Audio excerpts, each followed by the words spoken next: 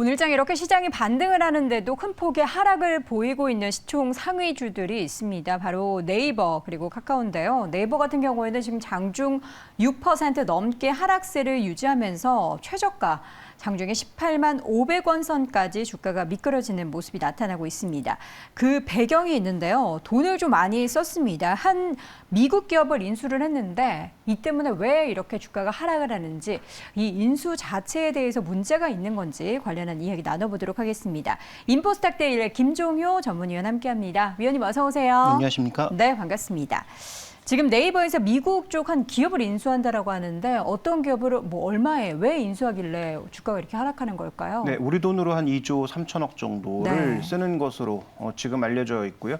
자회사를 통해서 유상증자를 한다는 거죠. 네이버가 유상증자하는 것이 아니라 네이버에 있는 자회사를 통해서 유상증자를 통해서 해당 회사의 지분을 100% 인수하는 네. 그런 전략을 가져가는 것이고, 이 회사가 저도 오늘 알았는데 미국에 상장되어 있는 기업입니다. 그래서 미국에 상장되어 있는 기업의 현재 주가를 보니까 한 15달러 정도 수준에서 움직이다가 이 뉴스가 나오면서 시간에서 급등해서 이제 네. 17달러까지 움직이긴 했는데, 네. 네이버 인수 가격은 한 16달러 정도 인수를 한 것으로 보이고, 시총에다가 현금 가치를 더해서 그 정도 가격이 인수했다. 근데 이 종목이 최근에 주가 차트 흐름을 보면 미국 시장의 등락에 상관없이 꾸준하게 계속 올라오고 있었거든요. 그렇다면 아마 이런 뉴스가 뭐 대대적으로 알려진 것은 아니지만 네. 뭔가 좀 약간 오플런된 것은 아닌지 그런 우려도 좀 되긴 하는데요. 네. 어쨌든 지금 시총을 그렇게 크게 뛰어넘지 않는 금액에 인수했음에도 불구하고 시장에서는 네이버가 지금 그렇게 돈 많이 쓸 때인가. 그렇죠.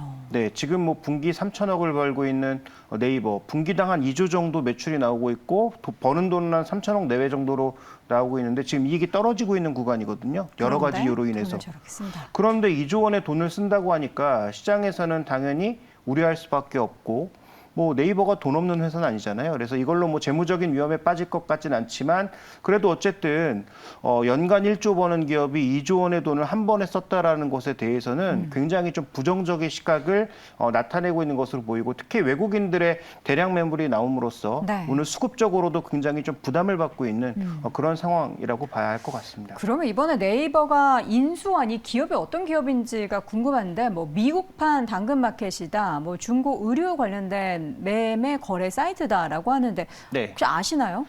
저는 원래 명품 같은 관심이 없어서 잘 몰랐고요. 네네. 그런데 제가 오늘 이제 관련 뉴스가 나오고 검색을 해보니까 이미 뭐 국내에서도 아시는 분들이 굉장히 많더라고요. 그래요? 네, 이 플랫폼을 통해서 이제 뭐 거래를 하시는 분들, 또 이 플랫폼에서 어떻게 명품이라든지 브랜드 중고 제품을 살 수 있는지에 대해서 검색량이 생각보다 꽤 되는 그런 업체입니다. 그렇군요. 그래서 지금 뭐 나오고 있는 뉴스를 종합해 보면 가입자 뭐 한 8천만 정도, 그다음에 분기당 매출은 우리 돈으로 한 1,000억 정도 나오고 있는 그런 회사라고 봐야 될 것 같고요. 네. 아직까지는 적자 회사죠. 그러니까 적자 회사를 이조나 주고, 그것도 1,000억 정도 매출이 나오는 회사를 이조나 주고 산 것이 조금은 비싸게 산 것 아니냐라는 그런 얘기가 나올 수밖에 없는 상황인 것이죠. 그래서 뭐 네이버는 미래에 투자했다라고 보여지지만, 오늘 뭐 댓글을 보니까 최수현 대표를 뭐 욕하는 그런 댓글도 꽤 많이 보이더라고요. 네. 도대체 최수현 대표는 와서 뭐 글로벌 경영 하겠다고 했는데 하는 것마다 족족 이렇게 좀 약간 주가 반응이 좋지 않다. 그러네요. 뭐 이런 얘기도 나오고 있습니다만, 장기적으로 봤을 때 과연 그럴까에 대해서는 좀 고민이 필요한 부분입니다. 그래서 과거 제가 뭐 이 시간 뭐 몇 달 전이긴 했지만 네이버에 대해서는 뭐 굉장히 긍정적인 시각을 뭐 피력하기도 했는데요. 그럼에도 불구하고 최근 뭐 시장 상황이 악화되면서, 그다음에 이런 재료가 나오면서 하염없이 떨어지고 있는 네이버의 주가가 어디에서 브레이크가 걸릴 것인지 여전히 좀 불확실성이 높은 상황이어서, 뭐 일단 뭐 제 얘기로 사신 분은 없으시겠지만 네. 뭐 저뿐만 아니라 여러 전문가들의 얘기를 맺고 계속 네이버를 좋게 보고 계속 보유해 오셨던 분들에게는 뭐 일단 뭐 죄송하다는 말씀을 드리고 싶은데, 그러게요. 그럼에도 불구하고 희망이 없나, 이건 정말 잘못된 그런 매매를 한 것인가, 잘못된 네. 어떤 기업 인수를 한 것인가에 대해서는 저는 그렇게까지 나쁘게 바라보고 있지는 않습니다. 그럼 뭔가 경쟁력 있는 부분들이 있긴 한가요? 그러니까 이 회사의 경쟁력 자체, 지금 1,000억 정도의 매출을 내고 있다, 8천만 정도의 뭐 가입자를 가지고 있다, 이게 중요한 게 아니고 네. 네이버가 결국 무엇을 하려고 하는지에 대해서 우리가 주목해 볼 필요가 있지 않느냐. 근데 지금까지 소위 이제 플랫폼 쪽에 돈을 어떻게 벌었는지를 쭉 우리가 한번 반추해 보면 결국은 광고와 검색 이 두 가지 키워드가 결국은 핵심이었다라고 보여지고요. 네. 그러면 이게 광고하고 검색하고 무슨 상관이 있느냐? 광고와 검색과 관련돼서 우리가 주목해 봐야 될 것은 플랫폼으로 연결을 해서 사용자 경험을 긍정적으로 만들어주는 AI가 있을 때 광고와 플랫폼의 가치가 더 올라간다라는 것을 알 수가 있는 거죠. 그러면 이미 다 아시는 것처럼 지홀딩스를 통해서 국내에서는 이미 지배적인 그 플랫폼 사업자 역할을 하고 있고 최근 들어서는 커머스 쪽으로도 넓혀가고 있는 그렇죠. 상황이잖아요. 일본에서도 이미 관련된 사업은 충분히 벌어진 것으로 볼 수가 있겠고 네. 그러면 이번에 포시마크 인수를 통해서 미국과 유럽의 데이터도 확보하게 됐다라는 것을 주목해 볼 필요가 있는 거죠. 그러면 네이버의 한계가 뭐냐? 라인으로 일본도 장악했고 대만이라든지 태국이라든지 뭐 유럽 일부 지역에도 영향력을 발휘하고 있지만 미국이나 이 유럽 쪽에서 과연 지배적인 사업자 혹은 뭐 지배적인 사업자가 아니라고 하더라도 양질의 데이터를 얻을 수 있느냐가 관건이었던 것이죠. 네. 근데 이번에 포시넷을 통해서 포시마크를 통해서 지금 그 중고간 거래 이런 데이터들 자체 그다음에 중고 거래를 통해서 버티컬 플랫폼으로서의 역할도 분명히 있겠지만 뭐 대륙간 거래라든지 그다음에 지역 내 거래라든지 이런 데이터 확보를 통해서 향후 좀 더 양질의 AI를 확보할 수 있는 그런 역할로 가고 있다. 그래서 지금은 돈이 쓴 것처럼 보이지만 이 양질의 데이터는 나중에는 돈을 많이 준다고 해서 확보할 수 있는 게 아니다라는 거죠. 그래서 지금은 출혈로 보이지만 장기적으로 기존 사업과 잘 시너지를 묶어낼 수 있다면 저는 이 양질의 데이터를 확보했다라는 측면에서 보면 분명히 긍정적인 요소가 있다 이렇게 보고 있습니다. 전 사실 이제 네이버에 여러 가지 도전들이 많잖아요. 최근에 뭐 라이브 커머스를 시작한 것도 그렇고 쇼핑 쪽에 있어서 매출을 더 늘린 것도 그렇고 보면서 이게 돈이 될까? 이걸 사람들이 많이 할까 싶었는데 라이브 커머스를 통해서 판매되는 수익은 수수료가 더 높대요. 그렇죠. 그러니까 이런 거를 통해서 홈쇼핑과 똑같은 거 아닙니까? 그렇죠. 결국은. 매출을 네. 더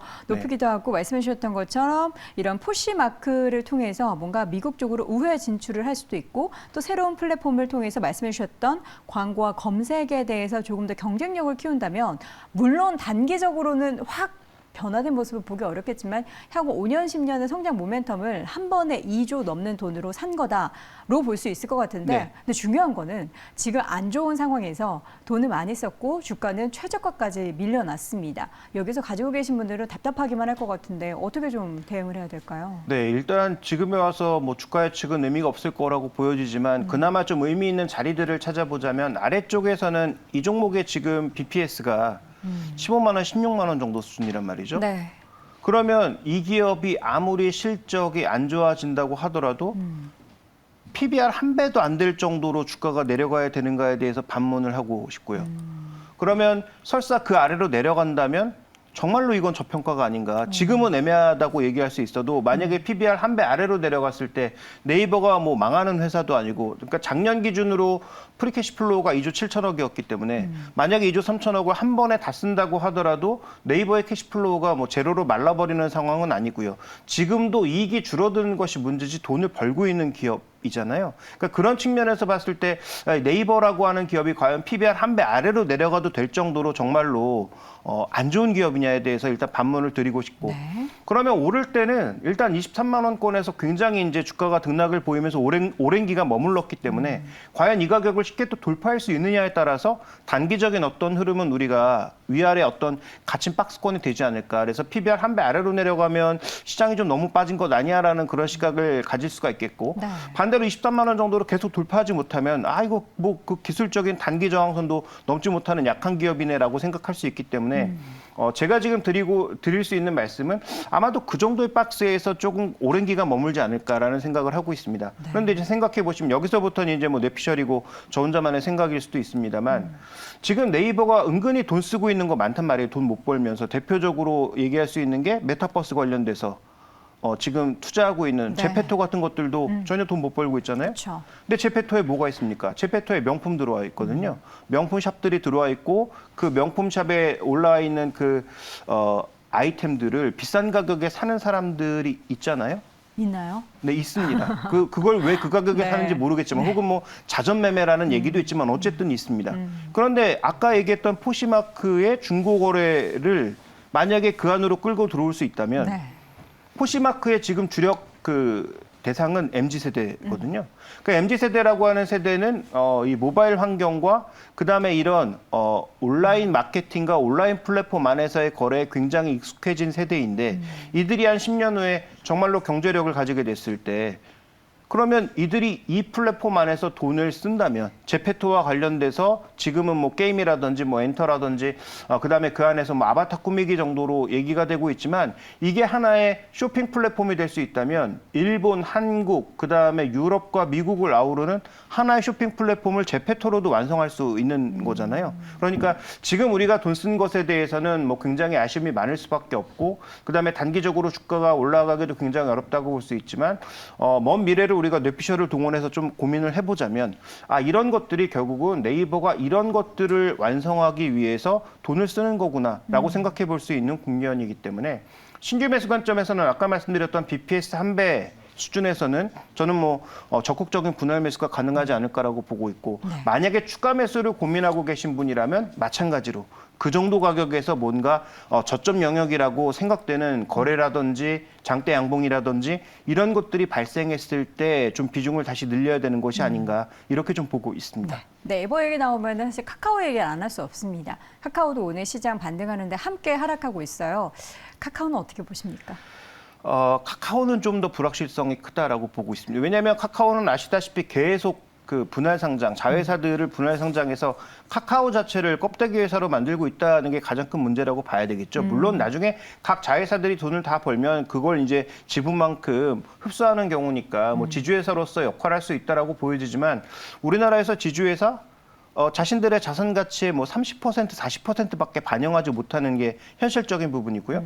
그다음에 지금 우리나라 개인 투자자들이 가장 이제 우려하고 있는 것들 더블 카운팅 문제 아니겠습니까? 그러니까 이런 여러 가지 이유로 본다면 계속 이렇게 뭐 피코마라든지 나름 그래도 가치가 남아있는 자회사들을 상장한다면 카카오에 대한 투자 가치는 뭐 단기적으로는 네이버가 워낙 악재가 있으니까 카카오가 더 잘 올라갈지 몰라도 중장기적으로는 카카오의 매력도가 있는지에 대해서는 저는 좀 고민스럽고요.